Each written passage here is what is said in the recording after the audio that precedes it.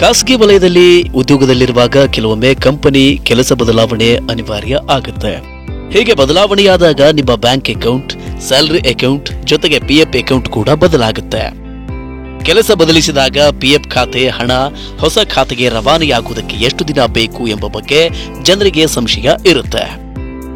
ಒಂದಕ್ಕಿಂತ ಹೆಚ್ಚು ಕಂಪನಿಗಳಲ್ಲಿ ಕೆಲಸ ಮಾಡಿದ್ರೆ ಒಂದಕ್ಕಿಂತ ಹೆಚ್ಚು ಪಿಎಫ್ ಖಾತೆಗಳಿರುವ ಸಾಧ್ಯತೆ ಕೂಡ ಇರುತ್ತೆ. ಒಂದೇ ಯುಎಎನ್ ನಂಬರ್ನ ಅಡಿಯಲ್ಲಿ ಎಲ್ಲ ಪಿಎಫ್ ಖಾತೆಗಳನ್ನ ನಿರ್ವಹಿಸಬಹುದು.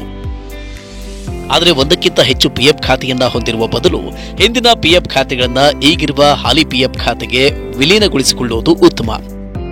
ಸರ್ಕಾರದಿಂದ ಸಂದಾಯ ಆಗುವ ಬಡ್ಡಿ ಹಣ ನಿಮ್ಮ ಎಲ್ಲ ಹಣಕ್ಕೂ ಅನ್ವಯ ಆಗುತ್ತೆ. ಹೀಗಾಗಿ ಪಿಎಫ್ ಖಾತೆ ನಿರ್ವಹಣೆಯ ಬಗ್ಗೆ ತಿಳಿದಿರಬೇಕು. ನೀವು ಯಾವುದೋ ಹೊಸ ಕೆಲಸಕ್ಕೆ ಸೇರಿದಾಗ ಹಳೆಯ ಪಿಎಫ್ ಖಾತೆ ಮುಂದುವರಿಯುವುದಿಲ್ಲ. ಹೊಸದಾಗಿ ಪಿಎಫ್ ಖಾತೆಯನ್ನು ಸೃಷ್ಟಿಸಲಾಗುತ್ತೆ. ಆದರೆ ಯುಎಎನ್ ನಂಬರ್ ಮಾತ್ರ ಒಂದೇ ಇರಬೇಕು. ಈ ಯುಎಎನ್ ನಂಬರ್ನ ಅಡಿಯಲ್ಲಿ ನಿಮ್ಮ ಎಲ್ಲ ಪಿಎಫ್ ಖಾತೆಗಳು ಇರ್ತವೆ. ಆದರೆ ವಿವಿಧ ಪಿಎಫ್ ಖಾತೆಗಳ ಬದಲು ಒಂದೇ ಖಾತೆ ಇದ್ರೆ ಹಲವು ರೀತಿಯ ಪ್ರಯೋಜನಗಳು ಇರ್ತವೆ. ನಿಮ್ಮ ಸಕ್ರಿಯವಾದ ಪಿಎಫ್ ಖಾತೆಯಲ್ಲಿರುವ ಹಣಕ್ಕೆ ಮಾತ್ರವೇ ಸರ್ಕಾರದ ಬಡ್ಡಿ ಹಣ ಸಂದಾಯ ಆಗುತ್ತೆ.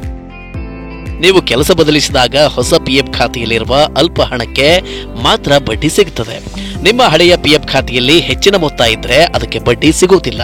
ಹೀಗಾಗಿ ಕೆಲಸ ಬದಲಿಸಿದಾಗ ಪಿಎಫ್ ಖಾತೆಯನ್ನ ಹೊಸ ಪಿಎಫ್ ಖಾತೆಗೆ ವಿಲೀನಗೊಳಿಸುವುದು ತುಂಬಾನೇ ಮುಖ್ಯ. ಇಪಿಎಫ್ ಎಂಬುದು ಖಾಸಗಿ ಕ್ಷೇತ್ರವನ್ನ ಒಳಗೊಂಡಂತೆ ಎಲ್ಲ ಕಂಪನಿಗಳ ಉದ್ಯೋಗಿಗಳ ಭವಿಷ್ಯದ ಭದ್ರತೆ ಅಥವಾ ನಿವೃತ್ತಿ ನಂತರದ ಜೀವನದ ಭದ್ರತೆಗೆ ಎಂದು ಸರ್ಕಾರ ರೂಪಿಸಿದ ಯೋಜನೆ ಇದು. 20ಕ್ಕೂ ಹೆಚ್ಚು ಉದ್ಯೋಗಿಗಳನ್ನ ಹೊಂದಿರುವ ಯಾವುದೇ ಕಂಪನಿಯಾದರೂ ಇಪಿಎಫ್ ಯೋಜನೆಯನ್ನ ತಮ್ಮ ಉದ್ಯೋಗಿಗಳಿಗೆ ಅಳವಡಿಸುವುದು ಕಡ್ಡಾಯ. ಕಡಿಮೆ ಉದ್ಯೋಗಿಗಳನ್ನ ಹೊಂದಿರುವ ಸಂಸ್ಥೆಗಳು ಕೂಡ ಈ ಯೋಜನೆಯನ್ನ ಅಳವಡಿಸಿಕೊಳ್ಳಬಹುದು. ಈ ಯೋಜನೆಯ ಅಡಿಯಲ್ಲಿ ಉದ್ಯೋಗಿಯ ಬೇಸಿಕ್ ಸ್ಯಾಲರಿಯ 12% ಹಣವನ್ನು ಕಡಿತಗೊಳಿಸಿ ಅದನ್ನ ಪಿಎಫ್ ಖಾತೆಗೆ ಸಂದಾಯ ಮಾಡಲಾಗುತ್ತೆ.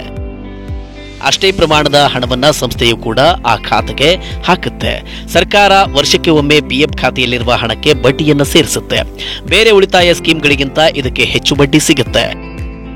ಹೀಗಾಗಿ ಉದ್ಯೋಗಿಯ ಪಿಎಫ್ ಖಾತೆ ಒಂದು ರೀತಿಯಲ್ಲಿ ಉಳಿತಾಯದ ಜೊತೆಗೆ ಉತ್ತಮ ಹೂಡಿಕೆಯೂ ಕೂಡ ಆಗಿರುತ್ತೆ. ನಿವೃತ್ತಿಯ ವೇಳೆಗೆ ಸಾಕಷ್ಟು ದೊಡ್ಡ ಮೊತ್ತವೇ ಇಲ್ಲಿ ಸಂಗ್ರಹ ಆಗಿರುತ್ತೆ. ಪಿಎಫ್ ಖಾತೆ ವರ್ಗಾವಣೆ ಹೇಗೆ ಎಂಬ ಬಗ್ಗೆ ನಿಮಗೆ ತಿಳಿದಿಲ್ಲವಾದ್ರೆ ನೀವು ಇಪಿಎಫ್ಒ ಪೋರ್ಟಲ್ಗೆ ಹೋಗಿ ನಿಮ್ಮ ಯುಎಎನ್ ನಂಬರ್ ಮೂಲಕ ನೋಂದಾಯಿಸಿಕೊಂಡು ಲಾಗಿನ್ ಆಗಿ ಹಳೆಯ ಪಿಎಫ್ ಖಾತೆಯನ್ನ ಹೊಸ ಖಾತೆಗೆ ವರ್ಗಾಯಿಸಿಕೊಳ್ಳುವುದಕ್ಕೆ ಆನ್ಲೈನ್ನಲ್ಲಿಗೆ ಮನವಿಯನ್ನು ಸಲ್ಲಿಸುವ ಅವಕಾಶವೂ ಇದೆ. ಇದಕ್ಕೆ ಹಿಂದೆ ಕೆಲಸ ಮಾಡಿದ ಸಂಸ್ಥೆ ಅಥವಾ ಈಗ ಕೆಲಸ ಮಾಡ್ತಾ ಇರುವ ಸಂಸ್ಥೆ ಅನುಮೋದನೆಯನ್ನ ಕೊಡಬೇಕು.